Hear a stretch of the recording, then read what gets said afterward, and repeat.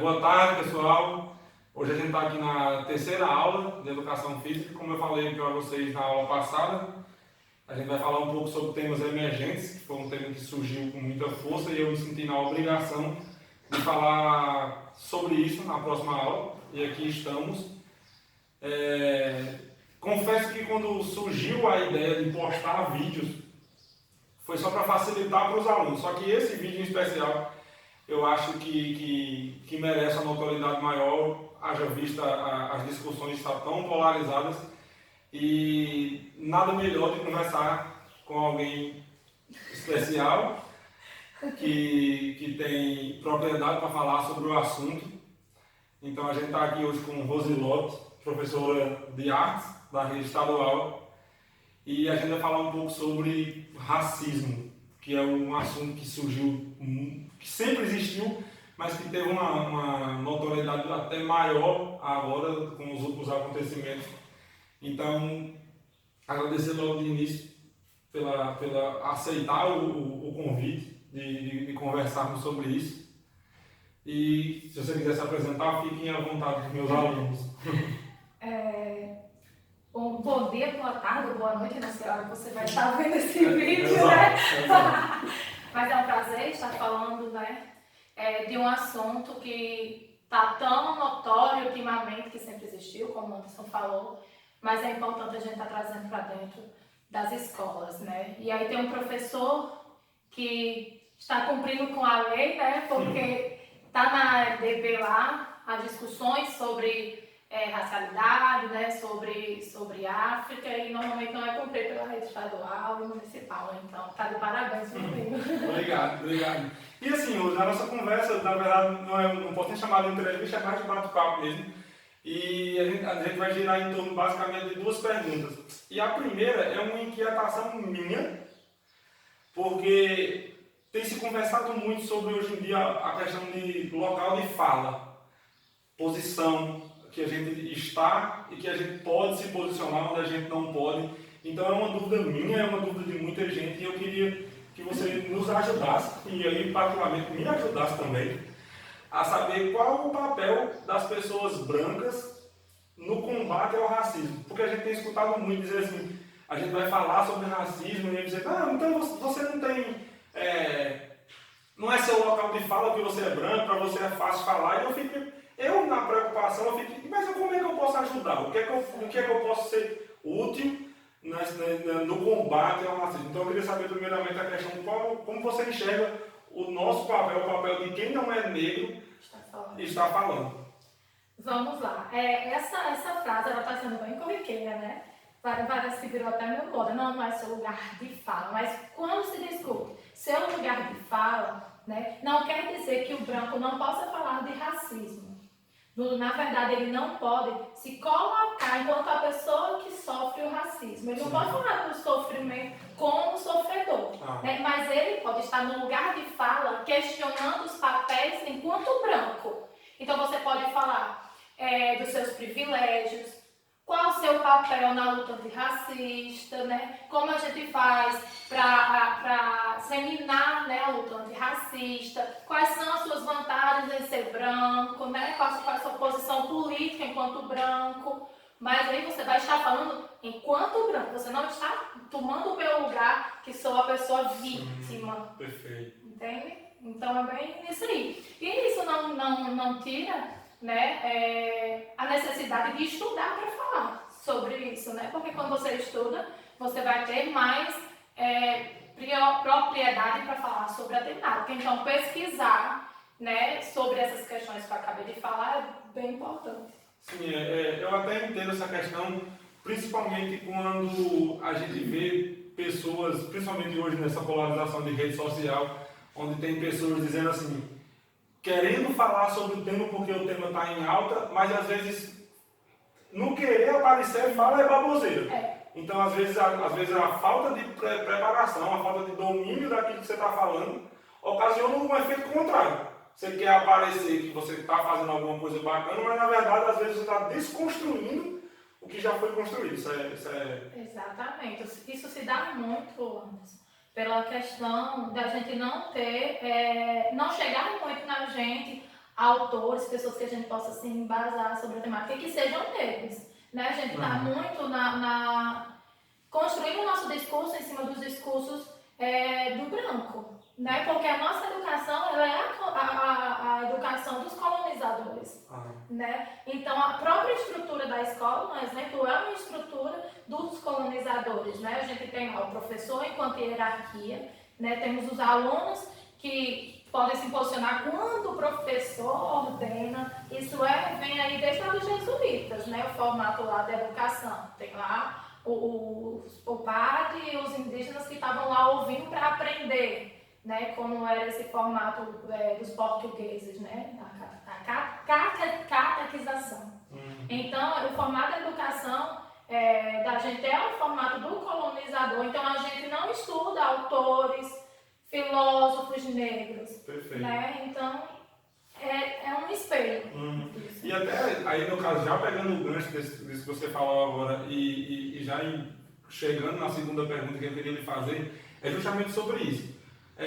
Nós, enquanto professores e enquanto sociedade, o que você consegue enxergar que poderíamos fazer hoje para que as próximas gerações não tenham o racismo estrutural que nossa geração tem?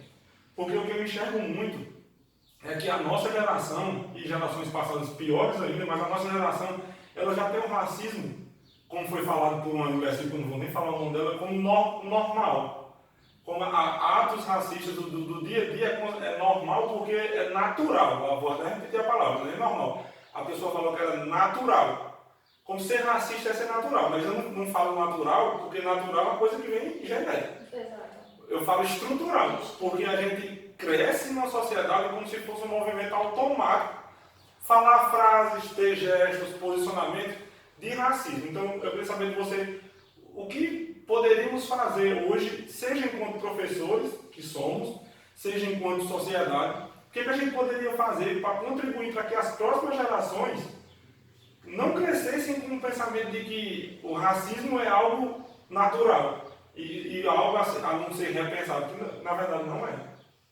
Assim, quando a gente fala de racismo, as pessoas sempre associam quem não gosta da cor preta, quem odeia os negros. Mas a gente tem que associar a palavra racismo não pelo significado do dicionário, né? A gente tem que associar lá na sociologia, né? Que é uma questão social, como você falou, estrutural. Então, a gente está discutindo isso agora. Indo para uma escola é uma forma de quebrar essas estruturas, porque a estrutura da escola é uma estrutura que ainda barra as questões raciais, né? E aí, quando a gente leva para a escola a discussão sobre cota, onde tem professor que acha que cota é uma forma de estar se sobressaindo, né? E não uma dívida histórica, né? A gente está fazendo um desserviço para a educação. Verdade. Né? E aí, tem essa discussão, a escola é a base. Né? Então, a gente, desde lá do pé, na pré-escola, né? Não é só lá no ensino médio, porque está perto para chegar no Enem, vai cair a questão do Enem, não. É na na pré-escola, a gente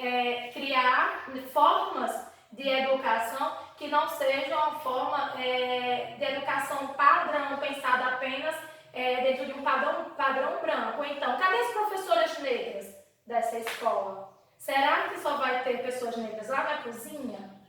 A criança ela tem que ter referências desde pequena, né? E normalmente a criança, a professora é aquela pessoa que ela admira. Sim. Então, cadê os professores negros da escola?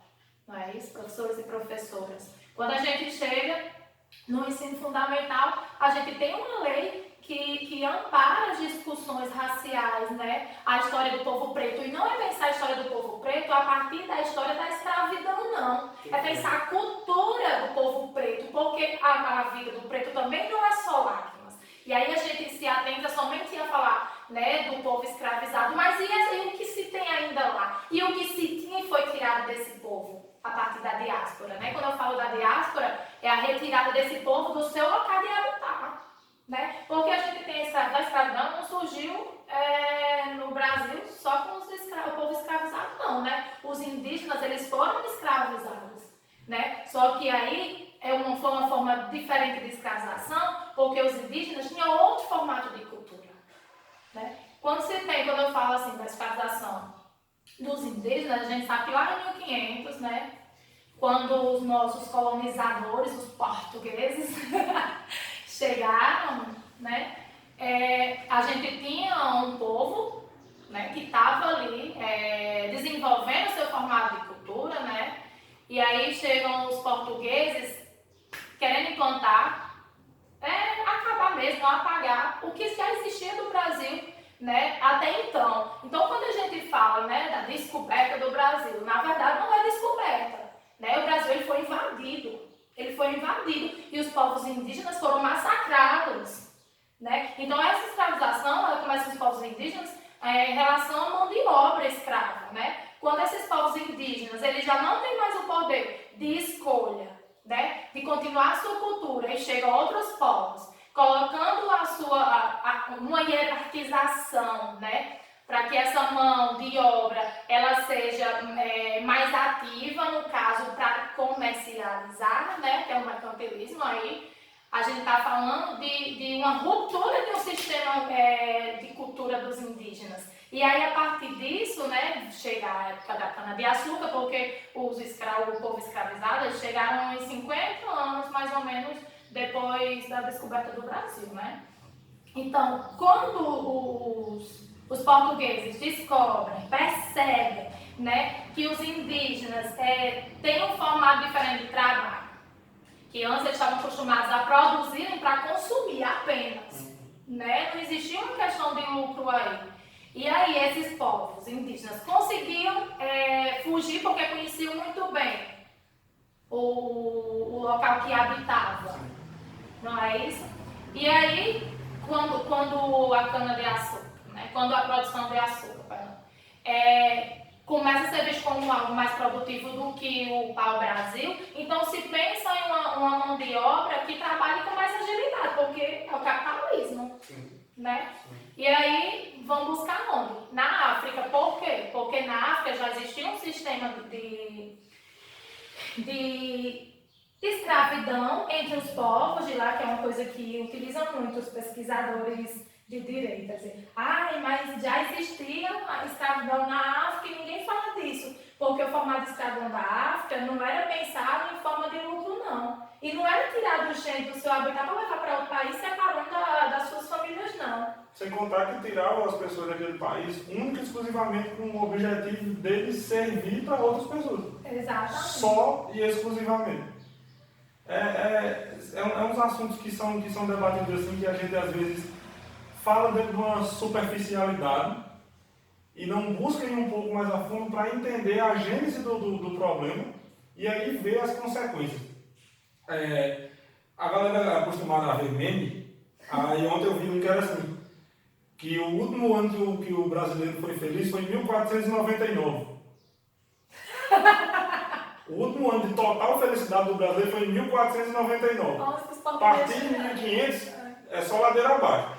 Por incrível que pareça, a gente ainda conseguir ir um pouco mais abaixo com esse governo que está agora. É porque toda hora eu dou aquela cutucada assim, mostrando que não tem como não dar. Não tem como. Aí toda hora eu ia perder essa oportunidade de dar aquele... E a hora do like. Aí eu cliquei no like na hora que tinha falado do Bolsonaro. Então, chegou a hora, viu? Já tá.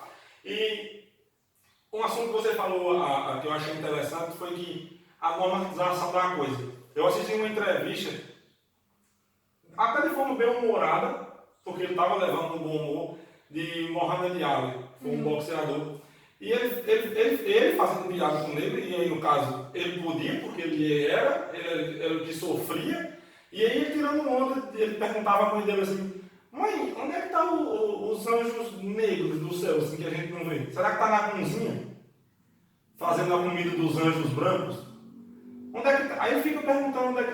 quando ele fez a pergunta, a questão do que fazer para quebrar um pouco esse movimento, essa estrutura de racismo, eu acho que às vezes, e aí eu vou dar a minha opinião, às vezes até no dia a dia, com pequenos gestos, que a gente aprende algumas coisas e tirar do vocabulário e recriminar uma pessoa que fala aquilo, eu acho que vai começando a ter alguns cortes. Contando histórias do povo preto, mitologia africana, mitologia indígena. Por que a gente só conhece a mitologia grega?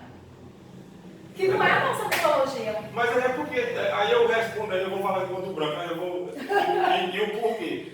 Porque a gente está acostumado do desenho animado até as grandes produções de Hollywood, o que é exaltado é o povo branco. Sempre foi. Eu tirei esses dias, já fiz isso acho que umas 2 vezes, eu assisti todos os filmes da Marvel em sequência para poder chegar nos Vingadores, que é o meu preferido. Porque semana passada, eu, a pedido de minha noiva, de Cristiano, fui assistir o Pantera Negra, só que sem assistir como se fosse um filme de super-herói. Sim. Eu fui assistir com uma outra. E é um negócio espetacular, assim, frases que são ditas que a gente faz. Por que eu não prestei atenção nessa frase?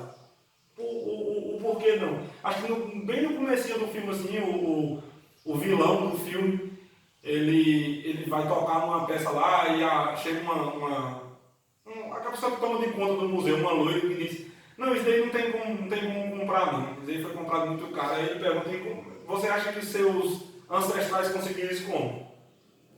E aí no final do filme, que ele está prestes a morrer e o Pantera Negra diz assim: acho que ainda tem como me curar. Aí vai: curar para quê? Para depois me prender?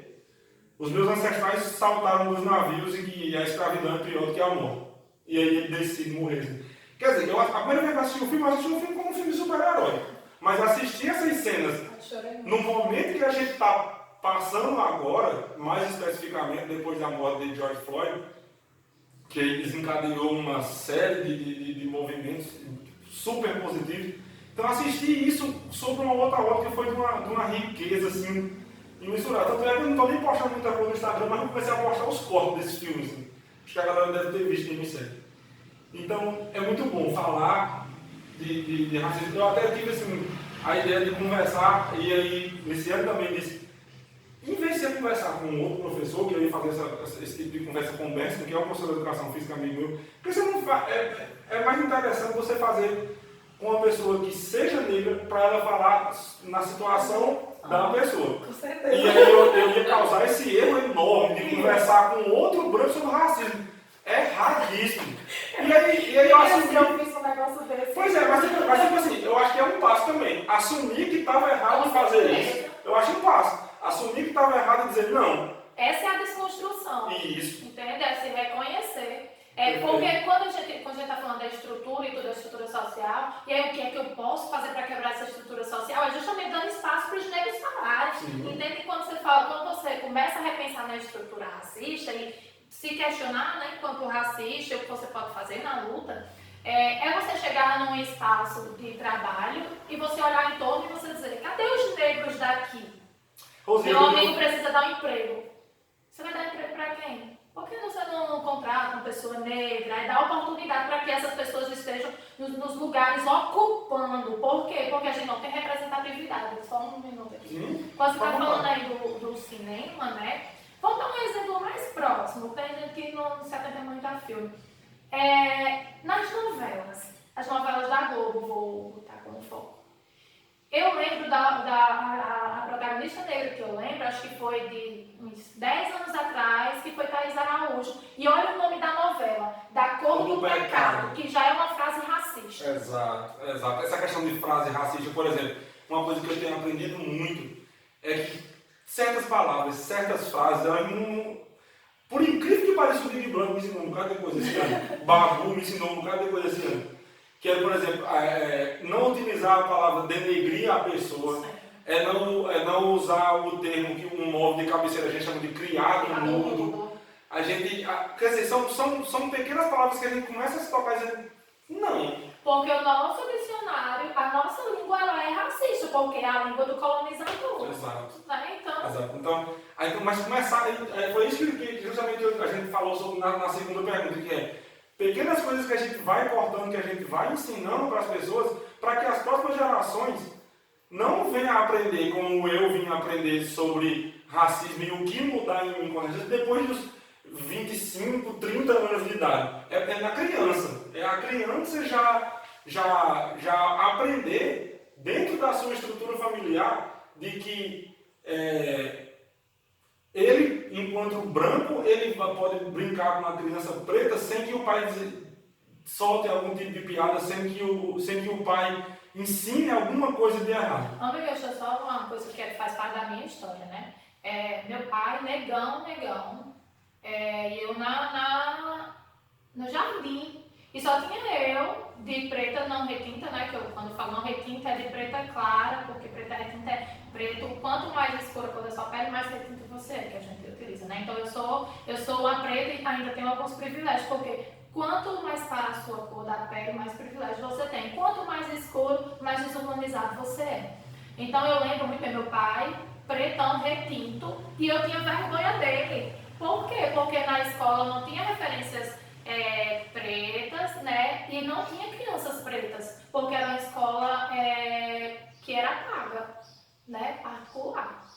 Então, eu não via os pais indo deixar pais pretos e indo deixar os filhos. E aí meio que eu tinha vergonha. Aí hoje, né, dessa conscientização, né, para amadurecer tudo, que eu lembro disso, meu Deus, eu tive vergonha do meu pai. Mas não foi culpa minha. Não foi culpa minha, entende? Exato. Eu tive vergonha do meu cabelo, eu estiquei meu cabelo até meus 23, 24 anos, renegando a minha origem. Por quê? Porque na escola os meninos me chamavam de cabelo ruim, cabelo pichainho, né? Inclusive, uma dessas crianças que falaram isso, esses dias foi questionar uma publicação que eu tinha feito. Ele disse, eu não tenho privilégio, porque eu estudei em escola pública com você, né? A gente faz parte do mesmo nível social.